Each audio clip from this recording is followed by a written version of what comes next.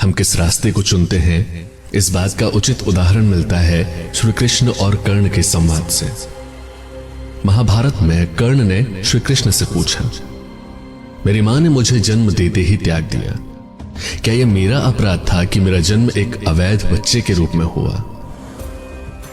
द्रोणाचार्य ने मुझे शिक्षा देने से मना कर दिया क्योंकि वो मुझे क्षत्रिय नहीं मानते थे। परशुराम जी ने मुझे शिक्षा दी, पर साथ ही साथ ये शाप दिया कि मैं अपनी विद्या भूल जाऊंगा क्योंकि वो मुझे क्षत्रिय नहीं मानते थे। भूलवश एक गौ मेरे तीर के रास्ते में आकर मर गई तो मुझे गौवध का शाप मिला। द्रौपदी के स्वयंवर में मुझे अपमानित किया गया क्योंकि मुझे किसी राजघराने का कुलीन व्यक्ति नहीं समझा गया।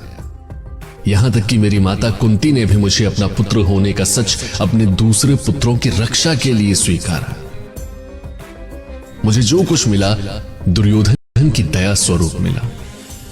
तो क्या यह गलत है कि मैं दुर्योधन के प्रति अपनी वफादारी रखता हूं?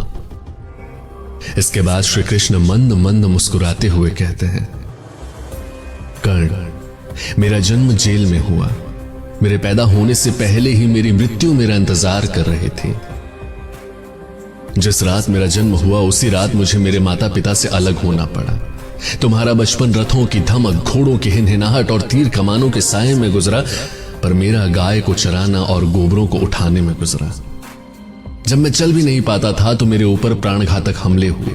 कोई सेना नहीं, कोई शिक्षा नहीं, कोई गुरुकुल नहीं, कोई महल नहीं। मेरे मामा ने मुझे अपना सबसे बड़ा शत्रु समझा। जब तुम अपनी वीरता के लिए अपने गुरु और समाज से प्रशंसा पाते थे, उस समय मेरे पास शिक्षा भी नहीं थी।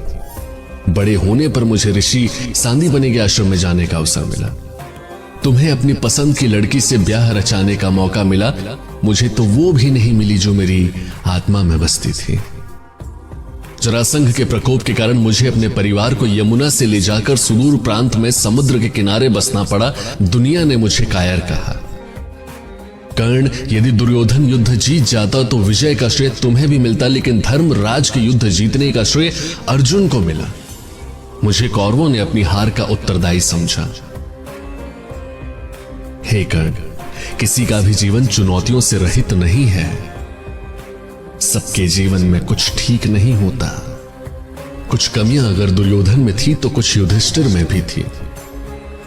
सत्य क्या है और उचित क्या है, ये हम अपनी आत्मा की आवाज से स्वयं निर्धारित करते हैं।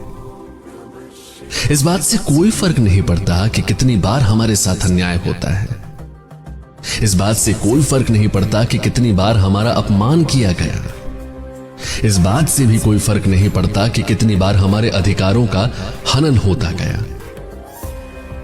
फर्क सिर्फ इस बात से पड़ता है कि हम उन सब का सामना किस प्रकार करते हैं।